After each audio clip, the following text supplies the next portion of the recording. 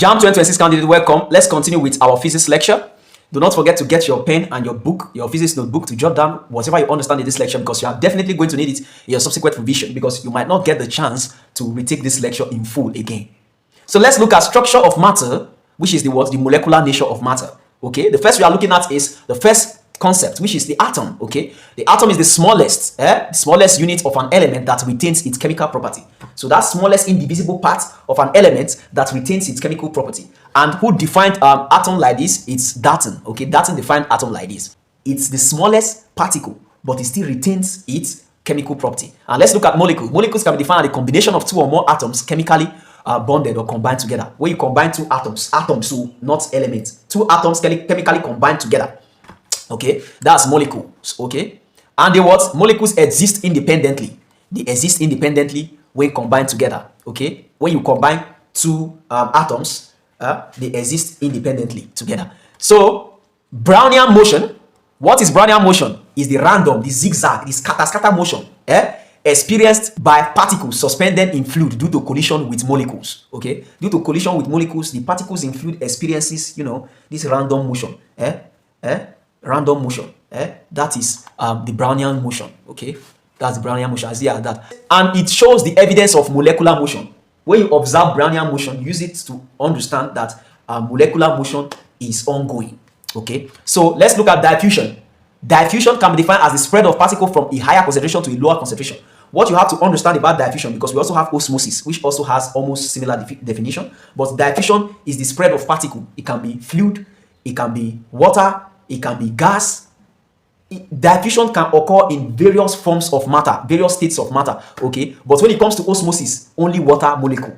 But for diffusion, particles, liquid, gas, okay, anything involving particles is diffusion. And you also have to note that it's from a region of a higher concentration to a region of a lower concentration. So if it was fluid or liquid before and it diffused and formed gas, the fluid is a higher concentration, liquid form is a higher concentration of molecules than gas. So when, for example, when you open spirit, methylated spirit, expose it to the atmosphere, or when you expose fuel to the atmosphere, the molecules of the fuel diffuses to the atmosphere. Okay, from that region of higher concentration that it was in the liquid form, it enters the atmosphere. That process by which it enters the atmosphere because of its high volatility, the process at which it diffuses into the atmosphere is known as diffusion. Okay, when it enters the atmosphere, it escapes into the atmosphere. That's known as diffusion, from a region of higher concentration to a region of a lower concentration.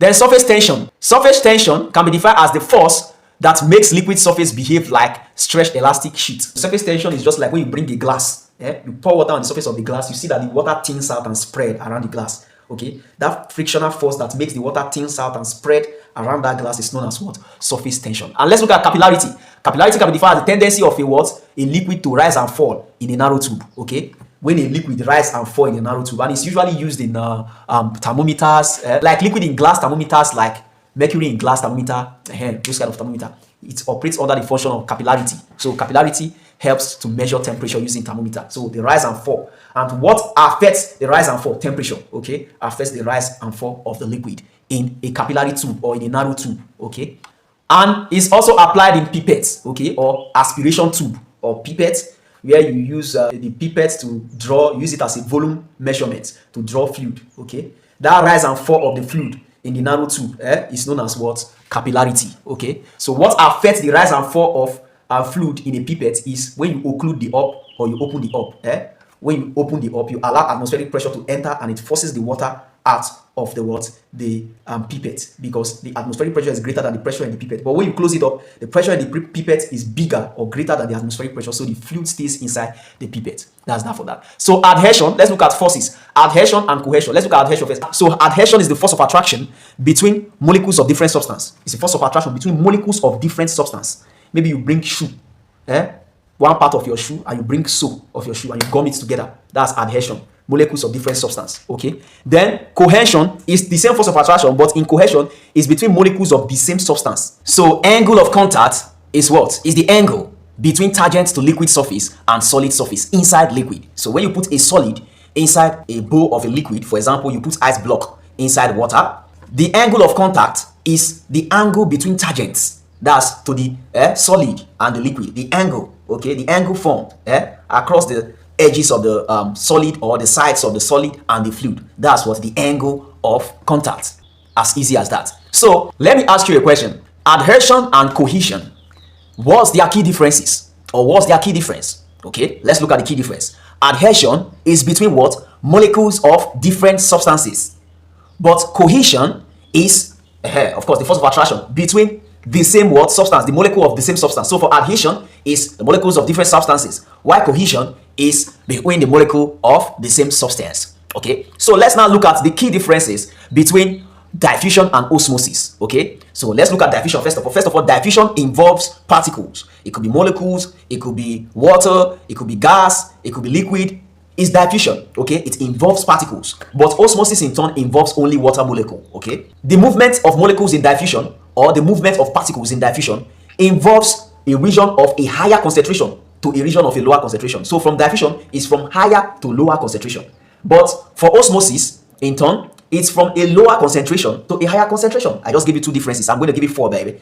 So the third one, diffusion involves a diffusion gradient. It involves a diffusion gradient. But osmosis does not involve osmosis gradient. Osmosis is through a semi-permeable membrane. Okay, so a semi-permeable membrane is required for osmosis to occur. So those are the key differences between diffusion and osmosis. I would have given you the fourth one, but for this your level, the final one is going to bring confusion into your mind. So just stick with this. This is okay, and this is perfect for your current level. Law of definite proportion. The law of definite proportion states that a chemical compound always contains elements in fixed ratio. A chemical compound always contains elements with what? Fixed ratio. A chemical compound always contains elements in what? Fixed ratio. The ratio of elements must be fixed. That's why you have to learn how to balance chemical equations. Okay, there must be a fixed ratio of elements. For example, water is a chemical compound, H2O. We have two elements in it, hydrogen and oxygen. And what is the ratio of hydrogen to oxygen in water? That's it. There's always a fixed ratio. Okay, so the ratio is 2:1. Okay, two molecules of hydrogen and one molecule of what? Oxygen. That's the ratio of hydrogen and oxygen in water. So textbook will state it like this. In many textbooks, some textbooks will state it like this. All pure sample of a particular chemical compound contains similar elements of the same proportion by mass. Okay, this one is the textbook, but I have simplified everything and given it to you here in the platter of good. I've explained the concept to you just for you to understand what the law of definite proportion says. So now let's look at the application of various molecular natures of matter. You know, we just finished discussing the molecular natures of matter. Okay, so let's look at the application. Okay, the first one here is ink spread in water. That's diffusion. Okay, it diffuses. Ink was thick, so that thickness shows that it was in a region of a higher concentration. It was in higher concentration, and when it diffuses, it spreads out in water. That shows that it has diffused. Okay, it has moved from a higher concentration to a lower concentration. The next one here is oil drop experiment.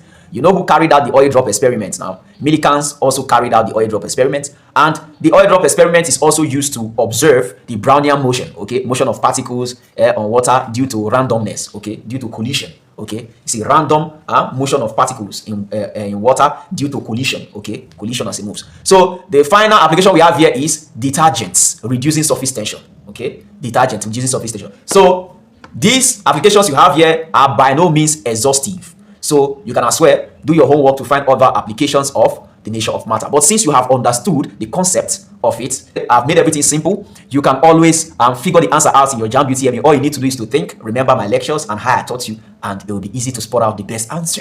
Kinetic theory of matter. Let's quickly look at this kinetic theory of matter. Very, very important in Jamb UTME. They always set questions from here. We already discussed it, but we are looking at the kinetic theory. Okay, so the first we have here is the gas pressure. Due to collisions of molecules with the wall of container. That's how gas pressure occurs. Okay, that gas pressure you hear, it occurs due to the collision, the steady collision, the continuous collision between the gas molecule and the wall of the container. There must be a resistance. There must be a resistance, because if there's no resistance, the collision would not occur. Okay, if there's no resistance, collision will not occur. It must be hitting something to rebound. It hits something and rebound. It hits something and rebound. Continue to collide. It's a continuous collision. That's what means that there is pressure in the system. There is the gas pressure is high. There is high collision between the gas molecules and the wall of the container or the cylinder. Let's look at the next. Boyle's law. We already stated Boyle's law. We understood it. At constant T, which is temperature, pressure and volume is inversely proportional. It is only Boyle's law out of the whole gas laws that is inversely proportional. Bear that in mind. The rest are directly proportional. The rest are direct relationships. Pressure is inversely proportional to volume. When you write out the formula, you are going to have what? P1 V1 is equal to P2 V2. If you want to solve, all you need to do is to substitute and get your answer. As easy as that. Easy peasy, shikina. So the next we have here is Charles' law. And Charles' law is what? At constant what? Pressure, volume is directly proportional to what? Temperature. As easy as that. So since volume is directly proportional to temperature, remember temperature in Kelvin. So if you want to solve, you want to bring out the formula, what are you going to do? It's going to be V1 over T1 is equal to V2 over T2. You want to solve and get your answer? What are you looking for? Are you looking for the first volume, which is V1? Are you looking for the second volume, which is V2? Are you looking for the first temperature, which is T1? Are you looking for the second temperature, which is T2? What are you looking for? All you have to do is to substitute into the formula and you solve and you get your answer immediately. Divide both sides, shikina, you get your answer. Okay? As easy as that. Easy peasy, basic mathematics. I love physics so much because when they give you calculation question, immediately you just calculate. You apply all these formulas that I'm teaching you. You calculate. You get your answer easy peasy because you can boast when you are coming out from the examination hall. You can boast and say, yes, I scored so. There was no exam I took that I wasn't able to estimate what I scored before I left the examination hall, and I have never been surprised. If I know say I fail, I didn't know. If I know say I do well, I didn't know. I always know because I'm on course. I know what I'm doing. I know what it should be. I know what it ought to be. I know the normative. So let's look at melting / boiling / evaporation.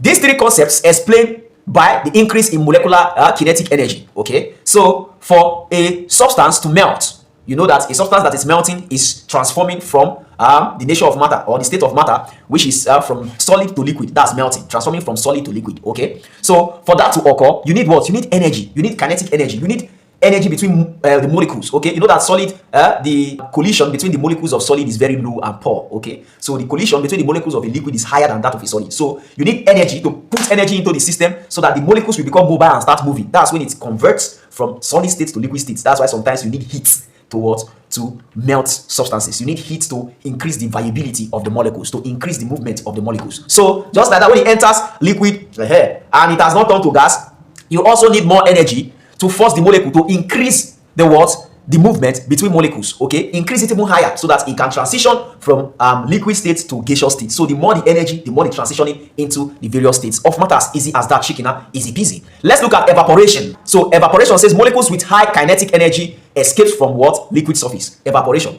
When the kinetic energy of the molecule is high, it's what? It leaves the liquid surface. It escapes. Okay, and it does not require heat. Evaporation does not require heat. Okay, so let me now give you the differences between boiling and evaporation. I've given this before, but let's look at it again. Okay, evaporation involves only the surface of the liquid, not every part of the liquid, only the surface that is exposed to the atmosphere. That's where evaporation occurs. Okay, that's where evaporation occurs. Okay, but for boiling, it involves the entire solution, the entire liquid. Okay, everything is boiling. Or the energy of the whole liquid has increased. You are going to see everything, all the molecules bubbling, everything. All the molecules very viable, movement on the high side. So that's boiling for you. And boiling, the saturated vapor pressure in the liquid equals the external pressure. But for evaporation, the pressure in the saturated vapor pressure in the liquid is greater than the external pressure. Okay, that's why the liquid molecules start escaping. Okay, because the energy there is greater than what you have in the atmosphere. So it starts escaping to the atmosphere. As easy as that, easy peasy, shikina. That's it. And the final difference between evaporation and boiling is that boiling requires heat. Evaporation does not necessarily require heat. That's that for that. So let's look at temperature change. Temperature change, increase in average kinetic energy of molecule. That's temperature change. That's temperature change. The increase in average kinetic energy of molecules. When the temperature is high, the molecules move faster. There is more collision between molecules. Now so they will jump in different places. Anywhere below is random movement, random motion. But if the temperature is low, decrease viability, decrease movement, slow movement, they are not moving. And that also affects the state of the molecule. If it's going to be in a solid state, a liquid state, a gaseous state, and so on and so forth. Let's look at the next.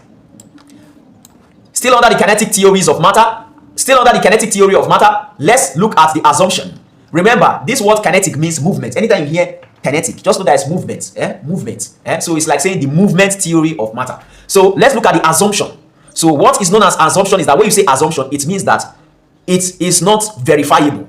It's just based on thought. You just assume. You thought and you say, okay, it should be like this. You can't verify it. It's not proven. It's just an assumption. It didn't happen. It's not real. It's an assumption. So let's look at the assumptions. The first assumption here is matter is made up of tiny particles, atom / molecule. Okay, this one is an assumption. The second assumption is particles are in constant random motion.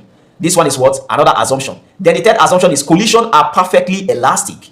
Three of them are all assumptions. Okay, let's look at average kinetic energy.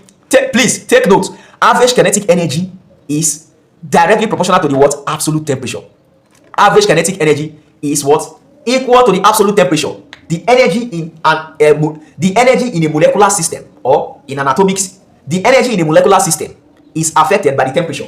Absolute temperature. When you say absolute temperature, you mean temperature in Kelvin. So when the temperature is high, higher kinetic energy. When the temperature is low, lower kinetic energy. You have to put that in your brain. Easy peasy. Heat transfer. The first concept under heat transfer is conduction. But let's understand what heat transfer is. Heat transfer is the movement of heat from one body to another. That is heat transfer. The movement of heat from one body to another, or from one place to another, or from one medium to another medium. That's what heat transfer, basically speaking. So let's look at the first method of heat transfer. We have three, okay? We have conduction, we have convection, and we have radiation. The first one here is conduction. And what is conduction? Lend me your ears and ensure you are making your notes. Transfer of heat through solids by molecular vibration without movement of particles. There is transfer of heat, yes, through a solid. Conduction, conductor. Always remember conductor. Anytime you hear conduction, remember conductor. You know what a conductor is? Now, a conductor is a metallic material that conducts electricity. Okay. Most of the time, most conductors are metallic. Okay. You also have other forms of conductors that are not metallic, but most conductors are metallic. Okay. For a substance to be a good conductor, or for a body to be a good conductor, it has to be a metal. Okay. It has to be a metal.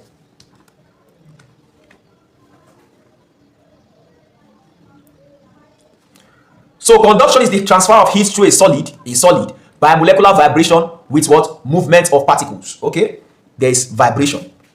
Okay, with movement of particles. So there's collision.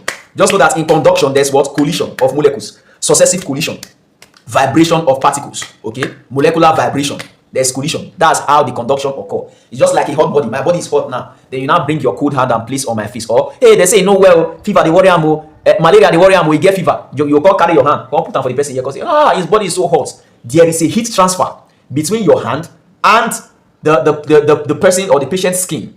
The person where they check whether their body is hot. Immediately you touch and here there is a heat transfer. And this is through what? Conduction between solids. Okay, when you put your hand on the person's neck, there is a transfer of heat through successive collision of molecule, through vibrational movements. Okay, there's a transfer of heat. Okay, though the conduction could be a poor one. Okay, because the materials, both of the solid materials are not good conductors, but conductor occurred. Okay, so let's look at convection. Convection is the transfer of heat in fluids by movement of particles. Transfer of what? Heat in fluids. So you now know that conduction involves solids. Convection involves fluids. When you use fluid to cool a hot substance, it's just like boiling a metal. You carry pot cover, you put it for fire. When it don't boil finish, when it don't hot, you see it don't the red. You carry that cover of pot, throw and enter inside bowl of water. The cooling pattern of that cover of pot or the lid of the pot is through convection, because it's the fluid that is going to cool it. Okay, the fluid is cold, is going to cool it through what? Upward and downwards movement of what? Molecules. Okay, upward and downward movement of what? Molecules. So in convection, there's an upward and downward movement of molecules. It's still the same thing when you bring a hot liquid and you pour it inside a cold liquid, or you bring a cold liquid and pour inside the hot liquid, like those people where they mix water, where they take a bath, hot water and cold water to get a lukewarm water for beating because of cold. Okay, so the cooling of that water, it occurs as a result of what? You get that lukewarm water as a result of convection current. Okay, upward and downward movement of particles, or current. So anywhere you hear current, just know it's convection. Okay, convection current in fluid. So now let's look at radiation. Radiation is the transfer of heat energy by electromagnetic wave without medium. So the first one here, conduction, requires a medium. The second one here, convection, requires a medium. You know what medium is? Material medium now. Like when you say medium, is the means at which the heat is going to be transferred. The first one here, conduction, the medium is solid. The second one here, convection, the medium is liquid. Why this one here now, radiation, is telling you that necessarily without a medium, okay, you don't need a physical medium, a medium that you can see and touch. You don't need a concrete medium for radiation to occur. That's why you can place a pressing iron close to your face like this, without contact. That pressing iron is going to be transferring heat to your face. You are going to feel that, this thing is hot, oh, this iron is hot, oh. That's through radiation. There's no contact. During the time of COVID-19, there was one thermometer. Because of contact, the medical team were avoiding contact of any kind, and temperature has to be measured. There's a kind of thermometer they just point at your face like this to measure your temperature. It's called pyrometer. Okay, taking advantage of radiation from a body to detect the temperature. It's called pyrometer. So they all place it close to your face like this, like gun, and they take your temperature. It reads your temperature. It does not have to come in contact with you like the one they put under the armpit. No. Okay, it occurs through the what? The mechanism of radiation. Through the what? The principle of radiation. That's how it operates. Okay, not necessarily through a material medium. A material medium is not required, like concrete medium. The medium you can see, though there is a medium, the medium is air. Okay, the heat is transferred through air.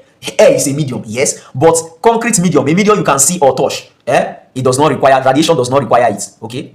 Radiation requires air, okay? It's through the air, the atmosphere. That's where radiation, you transfer radiation. That's that for that. Now, let's look at temperature gradient. Temperature gradient is the rate of change of temperature with distance. Rate of change of temperature with distance. That's rate of change of temperature per distance. That's what temperature gradient. So if you are told to calculate temperature gradient, what you are going to do is the rate of change of temperature, that's delta T, which is delta temperature, over distance, and you get your temperature gradient. Now, graph, that mainly they ask this question. I doubt if Jamb will ask you this kind of question. So let's look at thermal conductivity. Thermal conductivity, small letter k, is what? The ability of a material to conduct heat. Okay? Thermal means heat. Conductivity means the ability to conduct. So thermal conductivity is the ability for a material to conduct heat. Okay? Thermal is heat, thermo is temperature. That's the difference. Thermal is heat, thermo is temperature. So when you hear thermostat, it's temperature check, temperature statistic, temperature regulator. That's thermostat. But this one is thermo. When you hear thermal, just know it's heat, involving heat. So heat flux, which is big, this Q, capital letter Q, is equal to what? Thermal conductivity, this small k, then A, bracket open what? Change in temperature over change in what? X. Now let's look at the effect of surface nature. The effect of surface nature. Jamb never stops asking questions from this place. They always set questions from this surface nature every year. So from the effect of surface nature, what this means is that the surface of a material, does it enable it to absorb more heat, or does it enable it to shoot out heat? Does it enable it to reflect heat, that's repair heat, or does it enable it to attract and absorb heat? That's the surface nature of the substance. That's what it's trying to describe. So let's look at it. Dark, rough surfaces absorb and radiate more heat. So if you're in a house that is painted black with rough surfaces, it is going to do what? Absorb more heat and also radiate more heat. Even though you on AC, your AC no go dey cool as suppose dey cool. If sun dey shine like this, the way that room go dey hot, because dark surface absorb and radiate more heat. Another thing, if the place is dark, okay, like a tunnel, okay, it can also make it to be what? Hot, because dark surface absorb more heat and radiate more heat. Then shiny surface in turn, shiny surface or white surface. Maybe you paint your house white, you paint your house silver, your house na stainless house, okay. Shiny surface reflects more heat, so shiny surface repairs heat. That's why in videography or in photography, shiny surfaces are used to bounce back light rays, okay, to bounce light ray back, okay. So you can just take your light and focus it on a shiny surface. It is through that principle that it bounces back the light ray, you focus on it, and it falls on the subject you want to photograph or the subject you want to videograph, okay. As easy as that, easy peasy. So let's look at conductivity of materials. Now, when we say conductivity of materials, metal is a good conductor. That's what I told you. I told you before that metals are a good conductor. For you to be a good conductor, you have to be a metal, okay? Wood / plastic and so on and so forth, they are poor conductors, okay? Because of the... so, let me now ask you a question. Why are metals good conductors? I'm going to tell you. They are good conductors because Jamb always asks this kind of question. They are good conductors because they have free electrons. Free what? Mobile electrons in the substance, okay? In there, they have free mobile electrons that can easily move. So, they are good conductor of heat and electricity. That's that for that. So let's look at thermal flask. In fact, this slide, when we did so, Jamb no dey take and play. All the things we did here, Jamb no dey take and play. So let's look at the thermal flask. This thermal flask, if you are conversant with your past question, you should have seen questions from this thermal flask many times. Okay, so concentrate on this thermal flask now. Concentrate on it. So the thermal flask, you know what thermal flask is now? Flask. That time we put water for flask. Okay, nursing mothers always put water in flask those days. Okay, nursing mother, woman when you newborn, where they take care of her newborn. Okay, then they put water inside flask because then they need warm water to do different things. Okay, so the thermal flask contains, when you say thermo, I told you that thermo is temperature.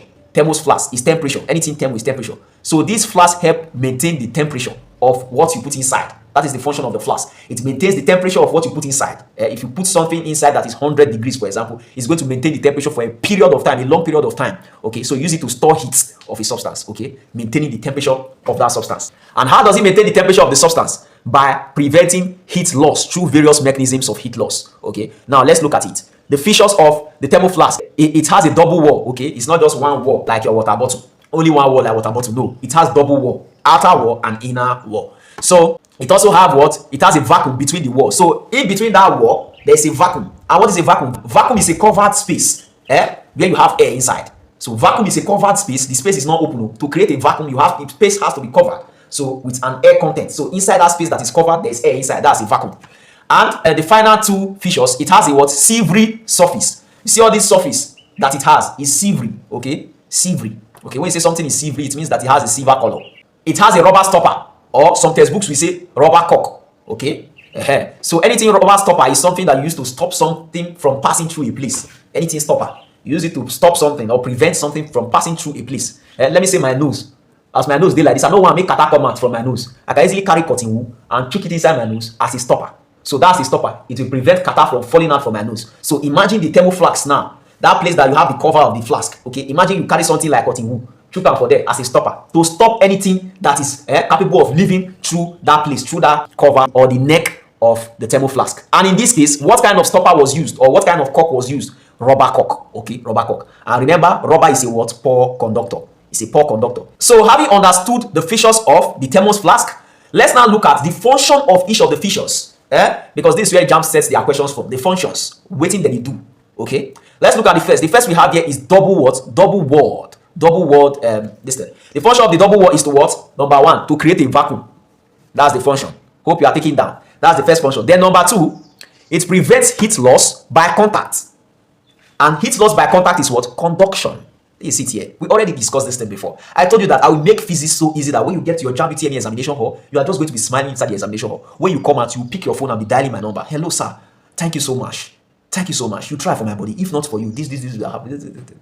Yes, you are going to know what you scored immediately you leave the exam hall. So, conduction, okay? Since the two words are separated, no contact. So, it's preventing contact. So, it prevents heat loss through conduction. Then the second one we have here is vacuum in between what? Walls. So, this vacuum in between walls, what does it help to do? It works with this double word, which is what? Also what? Preventing heat loss through what? Conduction. Then let's look at the silvery surface. The silvery surface of the thermos flask prevents heat loss through radiation. Remember, a shiny surface does what? It repairs what? Heat. Remember what a shiny surface does? A silvery surface does. It reflects heat more. Okay? So it reflects what? Heat more. So that's what it do. It prevents heat loss through radiation. That's radiation of heat. So any heat that is hitting the silvery surface, it falls back into the fluid. It will just be this bombardment. It reflects the heat back into the fluid. It just be like inside this room is the thermo flask now. And inside this room is silvery, was painted silver. Okay, so any heat that is trying to leave this room is going to fall on the wall and is going to what? Reflect it back inside the room. Everything will just be inside the room. You don't go come out. That's it. So let's look at the final one, the cork stopper, which is the what? The rubber cork stopper. Because the rubber stopper or the rubber cork is a poor conductor of heat, it's going to reduce heat loss by conduction. Number one. Why is it going to reduce heat loss by conduction? Because it's in contact with the neck of the thermo flask, blocking anything from it. It fits tightly to the neck, the sides of the neck of the thermos flask. Okay, so that contact there prevents heat from passing. Heat can't pass because of the contact. It tightly fits. Okay, so that's the first. Then after it helps prevent heat loss by conduction, it also in turn prevents heat loss by convection, which is preventing the liquid from escaping. Okay, preventing the liquid from what? Escaping, and heat loss starts occurring. So that's it. It prevents heat loss by what? Conduction and convection. This what? The rubber cork or the cork stopper. Okay, it prevents heat loss by conduction and in turn prevents what? Heat loss by convection. Now let's look at land and sea breeze. During the day, land heats faster. That's why when sun dey shine, sun go dey heat the land. Land go dey hot. Land go absorb all the heat. Then what happens? Air rises. Air what? Rises. Then in turn, cooler sea air flows inland. That's sea breeze. So you are going to notice that during the day, the sea will be the one cooling the earth. Okay, the sea will be the one cooling the earth because the land heat up, air rises, and air flows inland. It means air flows from the sea to the lands. Our lands here, from sea here. So that's why sometimes breeze go dey blow. So the sea helps to cool the land. But at night, what happens? That heat will not enter the land. You go see what it will do now. At night, land cools faster. Okay, that heat when land don't absorb, it go start to cool. That make for night heat go the day for night. Heat go the day for night. All those heats where the land trap, everything will start to evaporate for night. So what happens when the land cools faster? Air rises over sea. Air rises over sea. Remember, during the day, now sea they send air, they come land. So air rises over sea, and in turn, what happens? Cooler land air flows seaward. So for night, land breeze, that cooling of the land breeze. That's this thing. It has stages. Now make it get part of night where go the hot. It get when you go reach, if they don't break, everywhere go come cool because cooler air. That time don't reach for cooler air. We don't come out from land. The land don't cool finish. Land don't cool finish. That cooler air we call they come out. go come dey go seawards. E go come dey directed towards what? Sea. Okay. So if you come dey sea that time, you come experience say breeze go dey blow for sea for night. But if you dey here for land during the day, breeze go dey blow from sea side dey come here. But for night, breeze go dey blow from land dey go sea. As easy as that, easy peasy. So let's look at combustion engine. Internal combustion engines such as cars, bike, and so on and so forth converts chemical energy of fuel into what? Mechanical work. Okay, so it converts chemical energy, which is fuel, into what? Kinetic energy. And that kinetic energy in turn gives us what? Mechanical work. You know, mechanical energy is of two types. You have potential, you have kinetic energy. So the kinetic energy gives us the mechanical energy, that torque, that oscillation for what? For whatever we want to use it for. Either we use it as a machine, okay, to make work easier, like in bakery where they use all those engines to mix flour. Just the torque is required to roll their turbines, okay, or to roll other movable parts of the machineries they have requiring energy. Or this torque provided, this torque formed, this kinetic energy formed can be used to produce electricity, okay, like the one we use in our generators and all. And this combustion engine functions under the principle of what? The first law of thermodynamics. That's the energy generated from an enclosed system, in a closed system, okay. The fuel mixed with what? With air, and it ignites. When it ignites, it burns, and it burns. When it burns with energy, heat energy, and the heat is given off. That burn where it burn, that heat energy where it burn explosively inside the cylinder of the machine or of the engine. That energy, that heat energy generated explosively, boom. That's what's going to give the energy, the rotation energy. It's going to push the cylinder down, boom. That is going to bring about the rotation. So as it does like this oscillation, oscillatory motion, consistently, faster, it gives you that torque like this with the other components. So let's look at electric versus combustion engines. Okay, so electric engines is cleaner, more efficient, less pollution. That is it. So since it uses electric, it's an engine that uses electric. It does not use fossil fuel for combustion. So the energy is through electrical energy. So the energy is cleaner, more efficient. I told you why it's more efficient, because it's using a renewable energy, which is electricity. Okay, it's renewable. So electricity, and you have less pollution.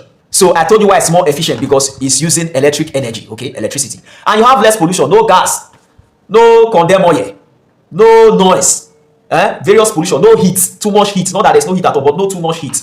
That's that for that. Now let's look at combustion engine. The difference. More powerful. Combustion engine is more powerful, yes. It's stronger, yes. The energy from combustion, you know, it's a potential energy. The energy when they come from potential energy is very, very strong, powerful. But it causes pollution, you know, a lot of pollution. You are going to have heat from it. You are going to have air pollution from the gas, the gas that comes out in turn, or the poisonous gas, such as carbon 2 oxide, sulfur 4 oxide. Some self you'll be getting lead because of additives to petroleum products or the fuel used. It depends on fossil fuel, and fossil fuel is a non-renewable energy. As you burn and you don't go bye-bye, you can't renew it. Okay, it's not like electricity that when they bring lights now you can be charging your power bank. As you are charging your power bank, when they take lights, you can start using the charge for your power bank to charge another power bank.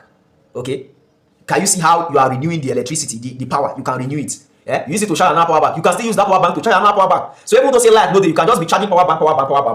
Though some of the energies will be lost, but you can continue to renew it to a significant period of time. So let's look at the principle at which the jet engine operates. Jamb loves setting questions from this place. Okay, so the jet and the rocket engine, it operates on the principle of the Newton's third law, which states all action is equal to an opposite reaction. All action is equal to an opposite reaction. Or to all action, there is an equal and opposite reaction. Or to all action, to every action, there is equal and opposite reaction. So if I do anything, as I'm talking now, there is an equal and opposite reaction because I can hear myself. I can hear myself, the sound of my voice. That's the opposite reaction. As I'm talking to the air, I can hear my voice. That's the opposite reaction. I can even feel the vibration of my voice. Okay, and that reaction that is coming, okay, that is rebounding, they are also equal. They are equal and they are opposite.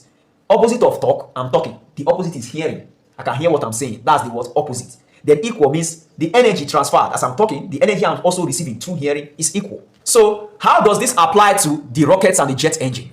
It applies to the rocket and the jet engine in the propelling force required to propel a jet or a rocket in space. Okay, so let's say this is the rocket, for example. This is the combustion chamber. Okay, here, this is where the fuel, the rocket fuel, this is where you have the engine, everything burns here. So if the fuel is ignited here, it burns with a copious gas, okay, a copious amount of gas, plenty gas. The gas go plenty where it burns with much gas, okay, much gas, and that gas, as that gas is coming out at a very high pressure, because of the Newton's law now, all action is equal to what? An opposite reaction. Equal and opposite reaction. So that force that the gas uses to come out from the combustion chamber or the exhaust of the jet or the rocket is going to, as it's pushing it backwards, because there's an opposite force, is going to be pushing the rocket upwards. So as the gas pushes backward, it gives the same force that it uses to come out backward from the exhaust, and it uses that same force because of the Newton's law to push the rocket into space. It pushes it up because it's opposite reaction. Opposite of up, is it not down?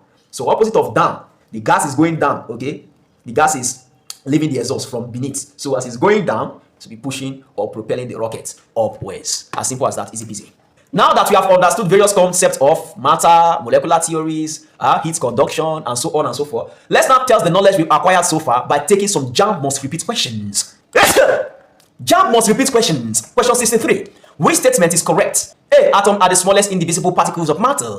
B. Molecules are formed by chemical bonding of atoms. C. Molecules cannot exist independently. D. Atoms are always larger than molecules. Drop the answer in the comment section. Question 64. The random motion of pooling grains in water is evidence of what? A. Surface tension. B. Molecular motion. C. Capillarity. D. Cohesion. What's the answer? Drop the answer in the comment section. Question 65. According to the kinetic theory, the pressure exerted by a gas is due to what? A. Attraction between molecules. B. Collision of molecules with container walls. C. Expansion of molecules. D. Weight of molecules. What's the answer? Drop the answer in the comment section. Question 66. Which mode of heat transfer does not require a medium? A. Conduction. B. Convection. C. Radiation. D. Evaporation. Drop the answer in the comment section. Question 67. The vacuum between the walls of a thermoflask prevents heat loss by what? A. Conduction only. B. Convection only. C. Radiation only. D. Both conduction and convection. What's the answer? Drop the answer in the comment section. Question 68. Sea breeze occurs during the day because A. Land cools faster than sea. B. Sea heats faster than land. C. Land heats faster than the sea. D. Sea and land heat at the same rate. What's the answer? Drop the answer in the comment section. Do you want a copy of this material PDF? Just take a look. I have the material, and this material contains Jamb syllabus in a short and concise, straight to the point explanation just for you with all the Jamb must repeat question. Do you want it? Send me a DM number in my bio to get your copy. 1K only.